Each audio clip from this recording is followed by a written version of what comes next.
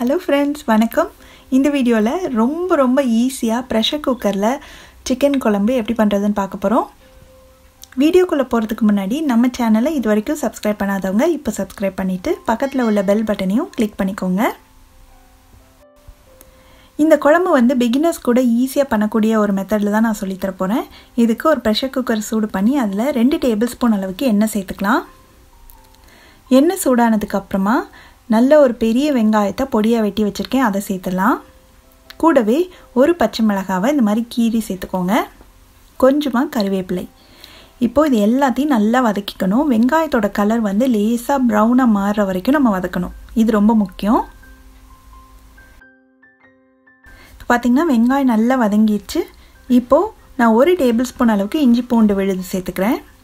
இந்த இஞ்சி பூண்டோட பச்சை வாசனை போற வரைக்கும் இது நல்லா வதக்கி விட்டுறலாம்.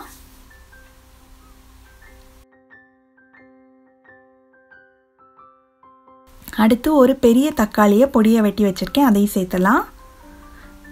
தக்காளி சேர்த்துட்டு 1 நிமிஷம் பக்கம் நல்லா வதக்கி விட்டுட்டு மசாலா பொடி எல்லாம் சேர்க்க போறோம். ஒரு 1/4 டீஸ்பூன் அளவுக்கு மஞ்சள் தூள், 3/4 டேபிள்ஸ்பூன் மிளகாய் தூள், 2 டேபிள்ஸ்பூன் அளவுக்கு சிக்கன் மசாலா பொடி, இது எல்லாத்தையும் சேர்த்துட்டு சிக்கன் மசாலா தூள் இல்லை அப்படின்னா நீங்கள் 1.5 டேபிள்ஸ்பூன் அளவுக்கு கொத்தமல்லி தூளும் கொஞ்சமாக கரம் மசாலா தூளும் சேர்த்துக்கோங்க, அதுவும் நல்லாயிருக்கும். இப்போ இந்த பொடியெல்லாம் சேர்த்ததுக்கு அப்புறமா இது நல்லா கலந்து விட்டுட்டு ஒரு 2 டேபிள்ஸ்பூன் அளவுக்கு தண்ணி சேர்த்து இந்த மசாலாவோட பச்சை வாசனை போகிற வரைக்கும் நல்லா வதக்கி விட்டணும். தண்ணி சேர்த்துக்கோங்க, அப்போ தான் வந்து பொடியெல்லாம் கருகாமல் நல்லா ஒன்று போல் வதங்கி வரும். இப்போ பச்சை வாசனை எல்லாமே போயிடுச்சு, நல்லா வதக்கியாச்சு. இந்த ஸ்டேஜில் நான் 300 கிராம் அளவுக்கு சிக்கன் எடுத்திருக்கேன், அதை சேர்த்துலாம். இந்த குழம்புக்கு தேவையான அளவு உப்பையும் சேர்த்துட்டு இந்த சிக்கனை அந்த மசாலாவிலேயே நல்லா ஒரு 2லேருந்து 3 நிமிஷம் வதக்கி விடணும்.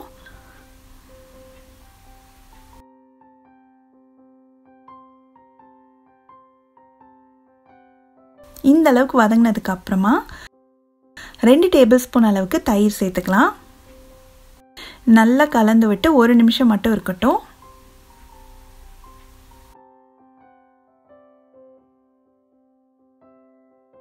அடுத்து உங்களுக்கு குழம்பு எந்த அளவுக்கு திக்னஸ் வேணுமோ அந்த அளவுக்கு தண்ணி சேர்த்துக்கோங்க. நான் வந்து ஒரு 3/4 கப் அளவு தண்ணி சேர்க்குறேன். உங்களுக்கு இன்னும் திக்காக வேணும் அப்படின்னா நீங்கள் 1/2 கப் கூட சேர்த்துக்கலாம். இது நல்லா கலந்து விட்டுட்டு இப்போ குக்கரை மூடிடலாம். ஸ்டீம் வந்ததுக்கு அப்புறமா வெயிட் போட்டுட்டு ஸ்டவ்வை மிதமான தீயில வச்சு 2 விசில் வேக வச்சதுக்கப்புறம் ஆஃப் பண்ணிடலாம். இப்போ ப்ரெஷர் எல்லாம் ரிலீஸ் ஆயிடுச்சு, திறந்து பார்க்கலாம். பாருங்க, நம்ம எண்ணெயெல்லாம் தெளிஞ்சு வந்து சூப்பராக சிக்கன் குழம்பு நல்லா ரெடி ஆயிடுச்சு. சிக்கனும் நல்லா 2 விசில் வச்சதுனால சாஃப்டாக வெந்துடுச்சு. எனக்கு இந்த அளவு கன்சிஸ்டன்சி வேணுன்றதுனால தண்ணி அதிகமாக சேர்த்துருந்தேன். உங்களுக்கு சப்பாத்தி இல்லை இட்லி தோசைக்கெல்லாம் இன்னும் கொஞ்சம் திக்காக வேணும் அப்படின்னு நினச்சிங்கன்னா தண்ணியோட அளவை கொஞ்சம் குறைச்சிக்கோங்க. அவ்வளோதான். ரொம்ப ஈஸியான மெத்தடில் ரொம்ப குறைவான பொருட்களை வச்சு சிக்கன் குழம்பு எப்படி பண்ணுறதுன்னு பார்த்தோம். நீங்களும் இந்த ரெசிபியை கண்டிப்பாக வீட்டில் ட்ரை பண்ணி பார்த்துட்டு எப்படி வந்ததுன்ற கமெண்ட்ஸை மறக்காமல் ஷேர் பண்ணுங்கள். தேங்க்ஸ் ஃபார் வாட்சிங்.